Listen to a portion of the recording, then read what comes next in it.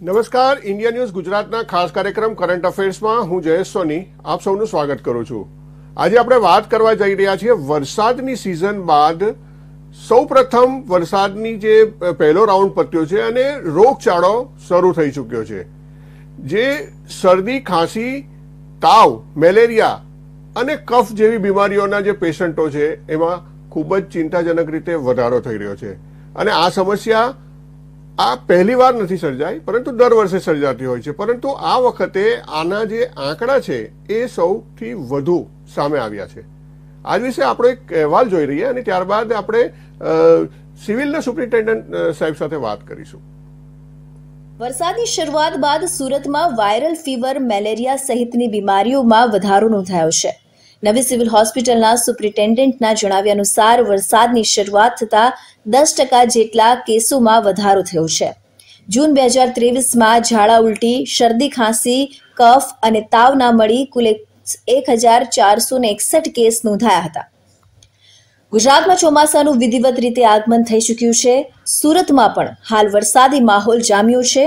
જોકે દર વર્ષે જેમ ચાલુ વર્ષે પણ વરસાદી માહોલ દરમિયાન શહેરમાં રોગચાળાનો ગ્રાફ વધ્યો છે, જેમાં પ્રતિ દિવસ સુરતના સિવિલ હોસ્પિટલ ખાતે શરદી, ખાંસી, તાવ, ઝાડા, ઉલટી સહિત કફની ફરિયાદ સાથે આવતા દર્દીઓની સંખ્યામાં વધારો થયો છે।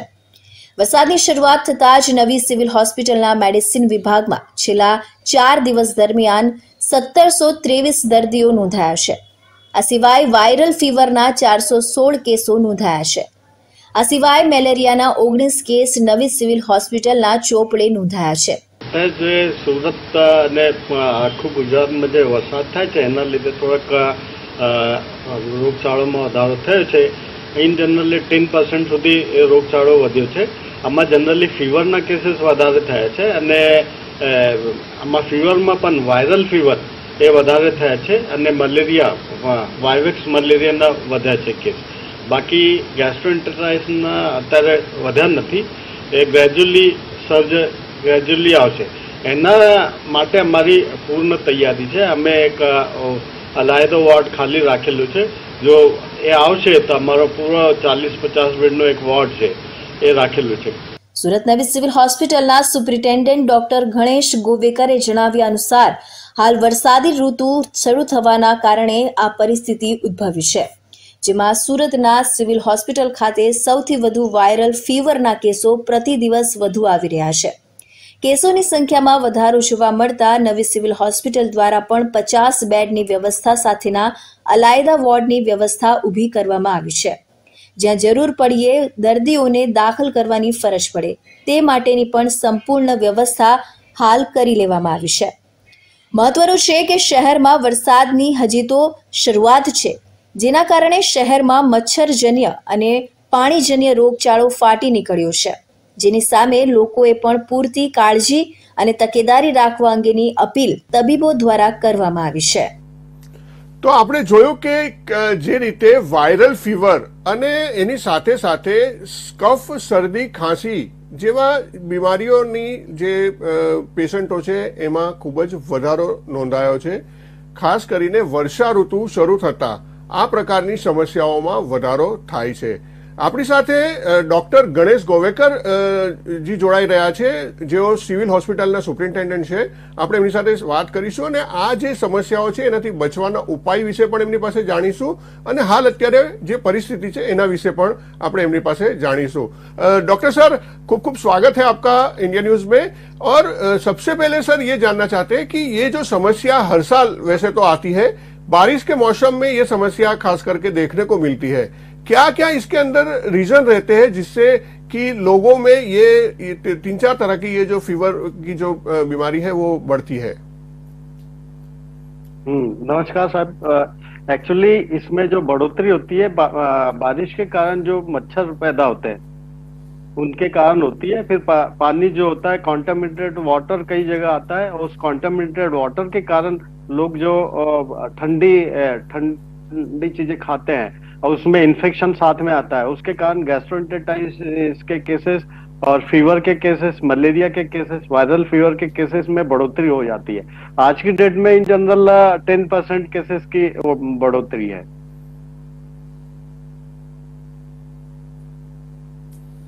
जी बिल्कुल डॉक्टर साहब, जिस तरह से आप बता रहे थे कि ये पानी जमा होने के कारण होता है, सबसे ज्यादा सर बारिश के मौसम के अंदर कई ऐसे इलाके हैं जहां पर पानी जमा हो जाता है और उसका जो पानी का निकाल होना चाहिए वो नहीं होता है, और यही कारण है कि जो मच्छरों की ब्रीडिंग है वो वहां पर बहुत ज्यादा बढ़ जाती है।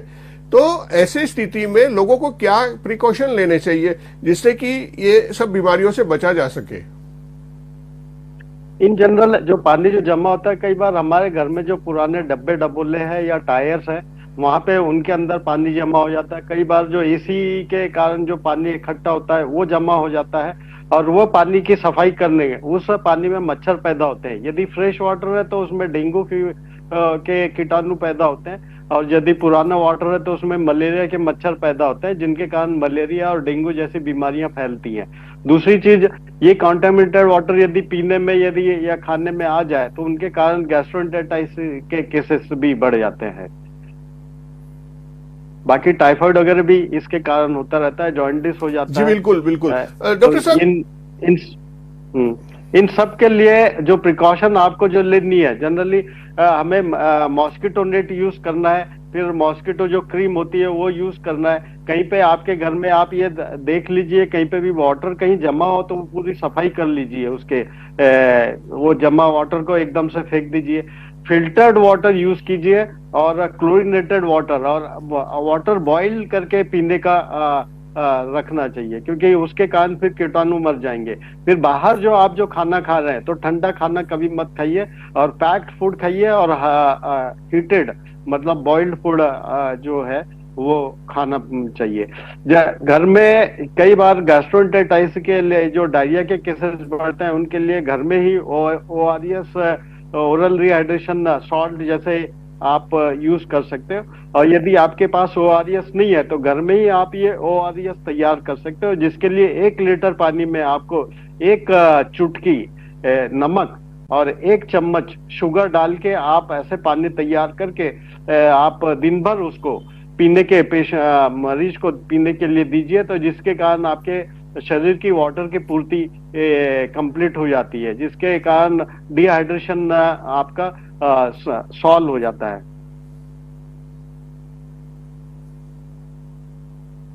जी बिल्कुल बिल्कुल, डिहाइड्रेशन जो मतलब डायरिया वगैरह जब होता है तो ये चीज बहुत जरूरी है। वॉमिटिंग या डायरिया की जब स्थिति होती है तो पानी की जो कमी होती है शरीर में, उसकी वजह से किडनी डिजीज वगैरह भी हो सकता है, और इसके लिए डॉक्टर साहब के जो सलाह के मुताबिक लोगों को पानी की आपूर्ति अपने लिए पूरी तरह से रखनी चाहिए। डॉक्टर साहब, खास करके अभी जो स्थिति सिविल हॉस्पिटल में देखी जा रही है कि जो रूटीन जो पेशेंट होते थे उससे कुछ ज्यादा ही पेशेंट आ रहे हैं, तो किस तरह के पेशेंट सबसे ज्यादा देखने को मिल रहे हैं और उसके लिए क्या व्यवस्थाएं अभी सिविल के अंदर अभी की गई है? अभी जैसे जैसे बारिश बढ़ती है वैसे वैसे ये फीवर के केसेस बढ़ जाते हैं, और इस फीवर के केसेस में कॉमनली आज की डेट में वायरल फीवर बहुत ज्यादा हो रहा है जो बढ़े हुए हैं। फिर दूसरा, मलेरिया के केसेस भी बढ़े हुए हैं। मलेरिया में स्पेशली वाइवेक्स मलेरिया ज्यादा बढ़ा हुआ है। ये 2 चीजें ज्यादा बढ़ी हुई है। ये जो अडल्ट मेल है उनमें ज्यादा बढ़े हुए हैं। गैस्ट्रोएंटेराइटिस के केसेस अभी उतने नहीं बढ़े हुए हैं, डायरिया के केसेस, पर बच्चों में ये तीनों तरह के केसेस बढ़े हुए दिखे हैं हमें। और इनके लिए हमने सिविल हॉस्पिटल में एक सेपरेट वार्ड तैयार किया गया है, मेल के लिए सेपरेट वार्ड और फीमेल के लिए एक सेपरेट वार्ड। तो टोटल हमारे पास 40 बेड का भी प्रोविजन है। यदि कुछ पेशेंट्स बढ़ जाते हैं तो हमारे पास एक्स्ट्रा 40 बेड्स हमने तैयार कर रखे हैं।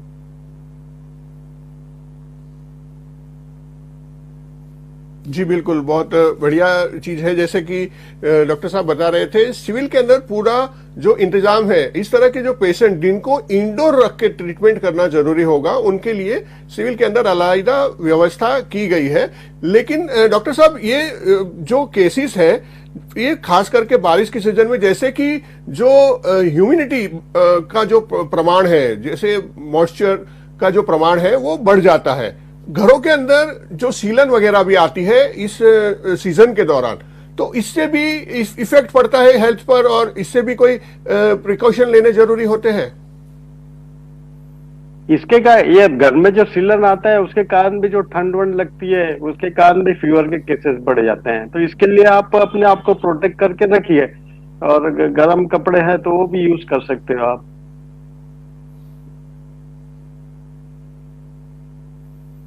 जी बिल्कुल बिल्कुल।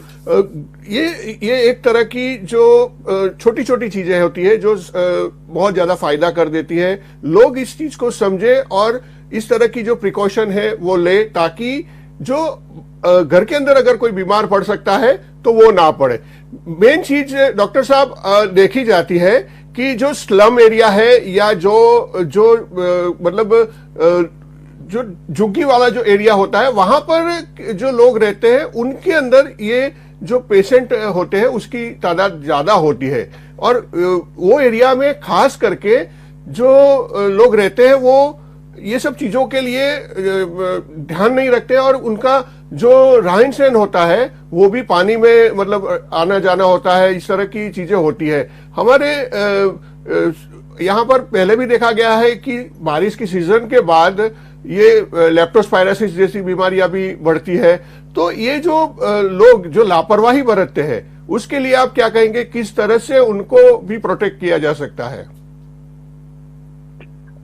जो स्लम एरियाज है वहां पे भी आपको कंडीशंस तो यही है कि आप मॉस्किटो नेट यूज कीजिए, फिर जो क्रीम आती है मॉस्किटो क्रीम वो आप लगा के सोइए। फिर आसपास जो आपके जो गंदगी है वो गंदगी न रहे, और पानी जो जमा हो रहा है तो पानी भी ना जमा होने दें, क्योंकि पानी जमा होने के कारण फिर मच्छर पैदा होते हैं, और मच्छर पैदा होने के कारण फिर आपको ये मॉस्किटो जनरेटेड डिसीज होती हैं।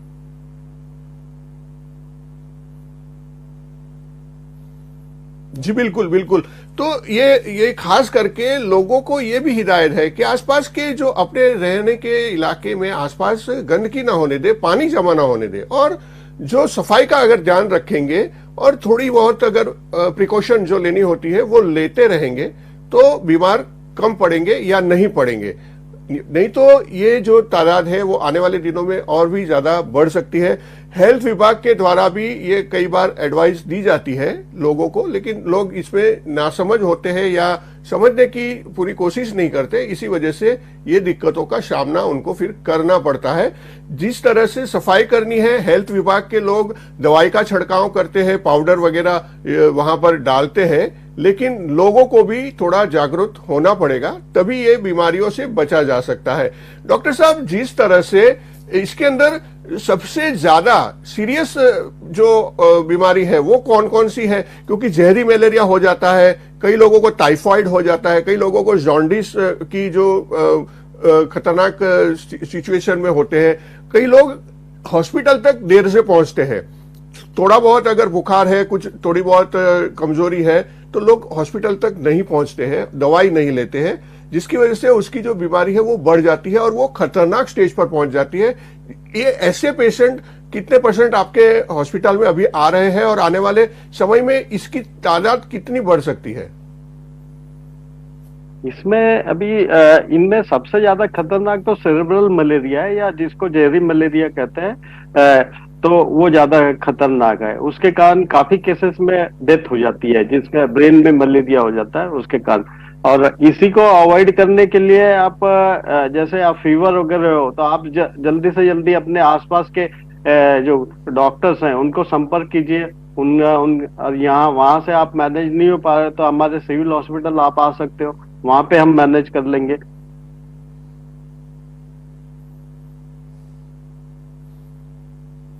बिल्कुल बिल्कुल, क्योंकि ये जो लोग, कुछ लोग मतलब जो लापरवाही, जैसे मैंने पहले भी बताया, लापरवाही बरतते हैं।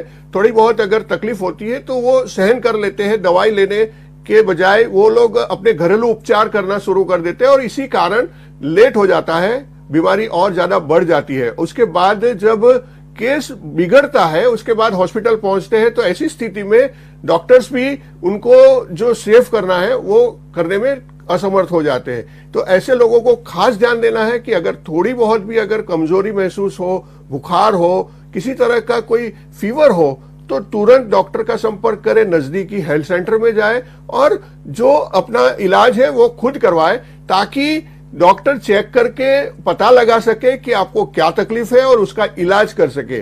अगर आप इसमें लापरवाही करते हैं तो शायद हो सकता है कि आने वाले दिनों में आप किसी बड़ी मुसीबत में फंस सकते हैं। डॉक्टर की जो एडवाइस है वो ऐसे ही लोगों के लिए है जो लापरवाही बरतते हैं, जो सफाई में लापरवाही बरतते हैं या फिर अगर कुछ बीमारी होती है तो दवाई लेने में लापरवाही बरतते हैं। डॉक्टर साहब, एक और चीज है कि जिस तरह से लोगों में अवेयरनेस, हेल्थ डिपार्टमेंट जो है अपना म्युनिसिपल हेल्थ डिपार्टमेंट है, सिविल और स्मीमेर हॉस्पिटल का जो भी हेल्थ डिपार्टमेंट है, उनके द्वारा समय समय पर उनको एडवाइस वगैरह, अवेयरनेस का प्रोग्राम वगैरह किया जाता है। और आने वाले दिनों में जो इस तरह की जो तकलीफें जो हमेशा होती रहती है लोगों की इसी लापरवाहियों की वजह से, तो आने वाले समय में किस तरह के सिविल या हेल्थ डिपार्टमेंट के द्वारा ये लोगों को अवेयर करने के प्रोग्राम किए जाएंगे?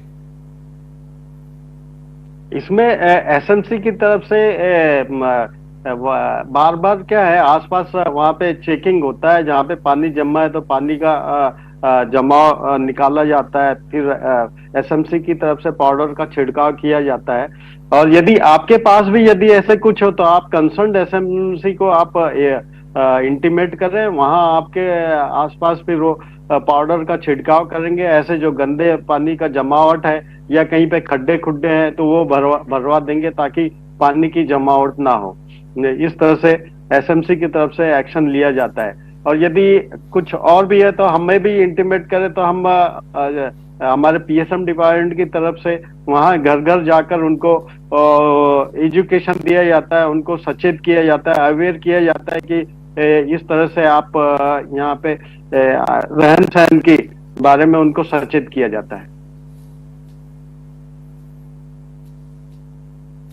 बिल्कुल बिल्कुल, बहुत ही उम्दा कार्य जो होता है सिविल डिपार्टमेंट की तरफ से भी होता है, म्युनिसिपल डिपार्टमेंट की तरफ से भी होता है, और म्युनिसिपल संचालित जो स्मीमेर हॉस्पिटल है उनके द्वारा भी ये इस तरह के प्रोग्राम किए जाते हैं। जहां जहां जरूरत पड़ती है डिपार्टमेंट के, पीएसएम डिपार्टमेंट के जो डॉक्टर्स है, जो स्टाफ है, वो ऐसे इफेक्टिव एरिया में जाते हैं, वहां पर लोगों का चेकअप भी करते हैं, उनको वहीं के वहीं दवाई भी देते हैं, ज्यादा जरूरत हो तो उनको हॉस्पिटल जाने के लिए भी रिफर करते हैं।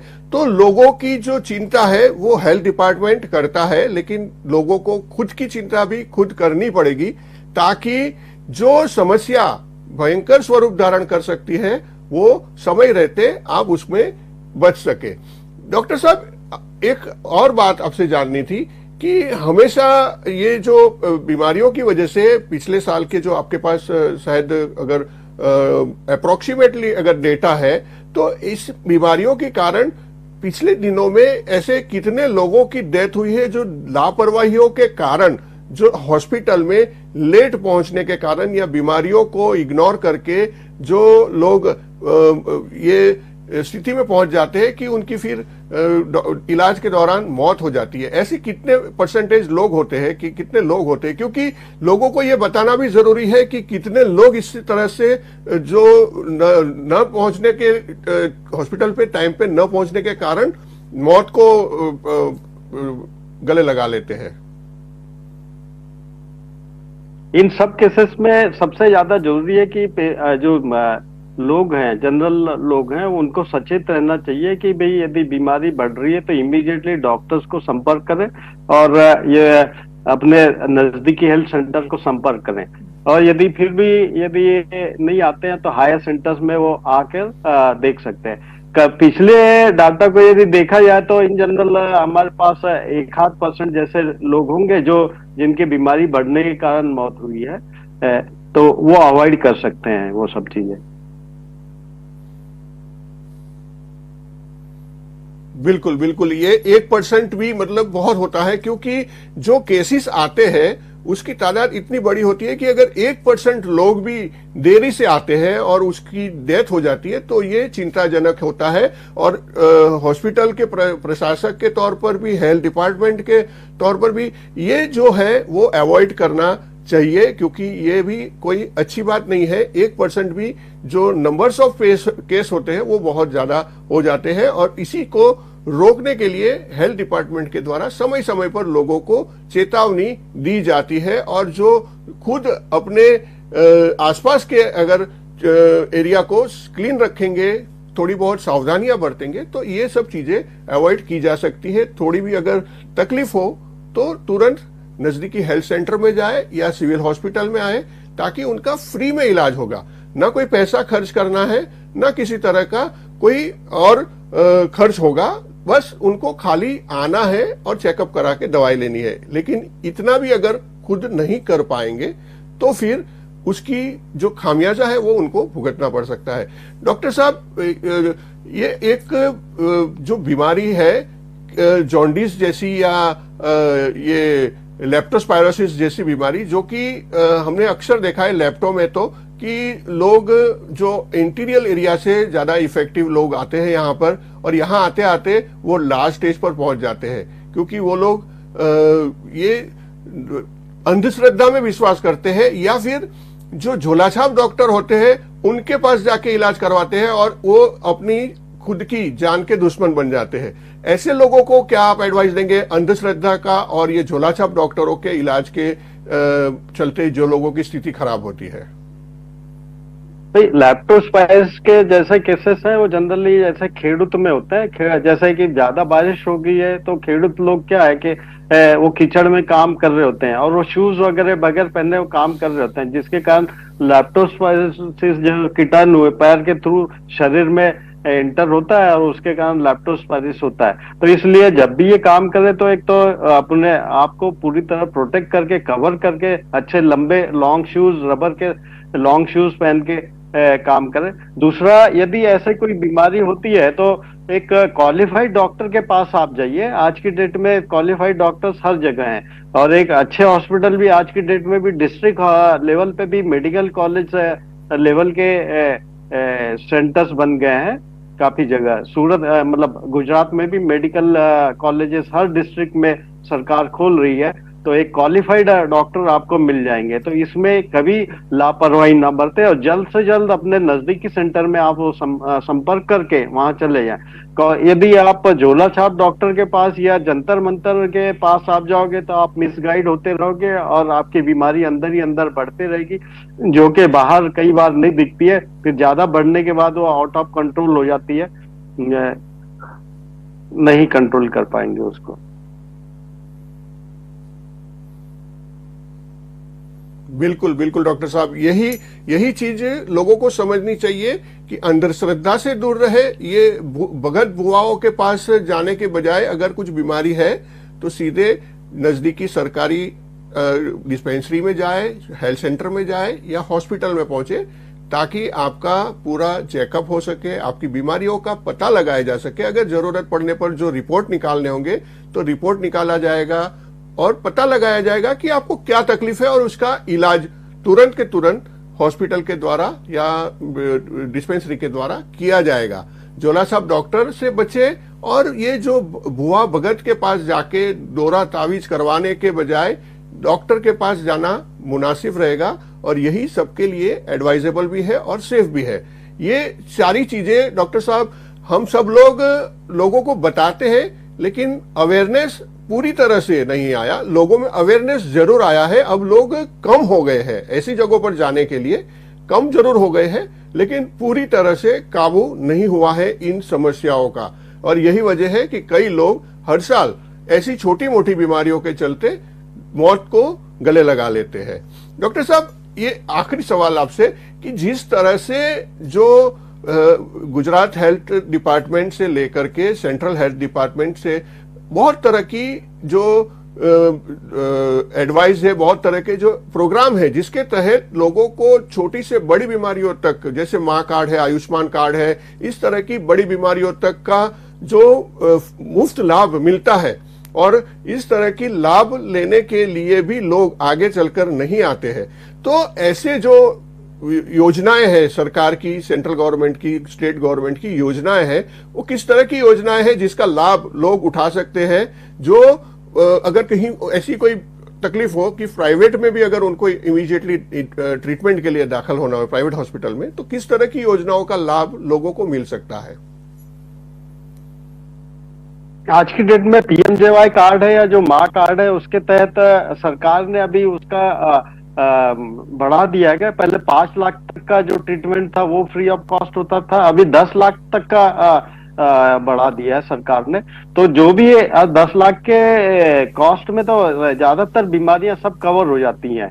तो इसलिए अपने जो भी राशन कार्ड और उस हिसाब से इनकम सर्टिफिकेट के बेस पे अपना माँ कार्ड और PMJY कार्ड सब बनवा के रखें, जिसके कारण सरकारी में और प्राइवेट में भी, कई जगह प्राइवेट में भी ये कार्ड एक्सेप्टेबल है, जहां ट्रीटमेंट फ्री ऑफ कॉस्ट हो जाता है। और उसके तहत PMJY कार्ड के तहत प्राइवेट वाले भी ट्रीटमेंट कर रहे हैं फ्री ऑफ कॉस्ट। बिल्कुल बिल्कुल, सरकार की बहुत ही महत्वाकांक्षी और बहुत ही लाभदायी ये योजना है।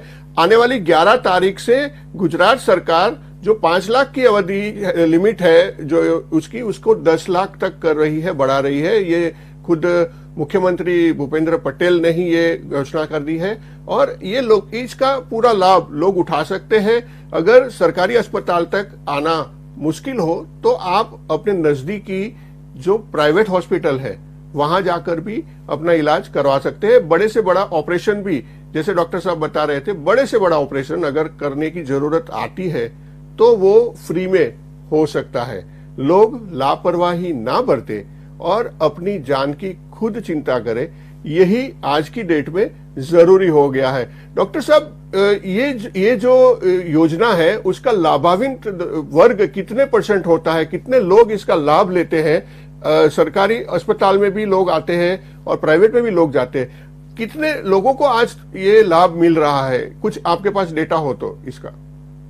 आज के डेट में एग्जैक्ट डाटा तो नहीं है मेरे पास, पर फिर भी अभी 10% जैसे लोग हैं जो PMJY कार्ड के तहत हमारे यहाँ लाभ ले रहे हैं। बाकी काफी सारे नी रिप्लेसमेंट और बाकी सारे बहुत सारी चीजें हैं जो प्राइवेट में भी लोग इन चीजों का लाभ ले रहे हैं। नी रिप्लेसमेंट के तहत प्राइवेट में जाके करवा लेते हैं।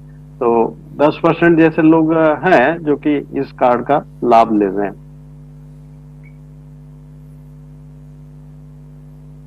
बिल्कुल बिल्कुल, मतलब काफी बड़ी तादाद है डॉक्टर साहब की, जिस तरह से लोग इस योजनाओं का लाभ ले रहे हैं और ज्यादा लोग इसका लाभ ले, ऐसा हम भी और डॉक्टर साहब भी एडवाइस करते हैं। डॉक्टर सर, बहुत बहुत धन्यवाद, आज आपने हमारे साथ जुड़ के ये जो बहुत ही जरूरी जानकारी लोगों तक पहुंचाने में हमारी सहायता की है। दर्शकों को आपने बहुत अच्छी चीजें दिखाई है, तो आपका बहुत बहुत धन्यवाद। हम आगे भी अगर ऐसी कोई चीज होगी, हमारा प्रोग्राम होगा, तो हम आपको जरूर हमारे साथ जोड़ेंगे और आपसे बातचीत करेंगे।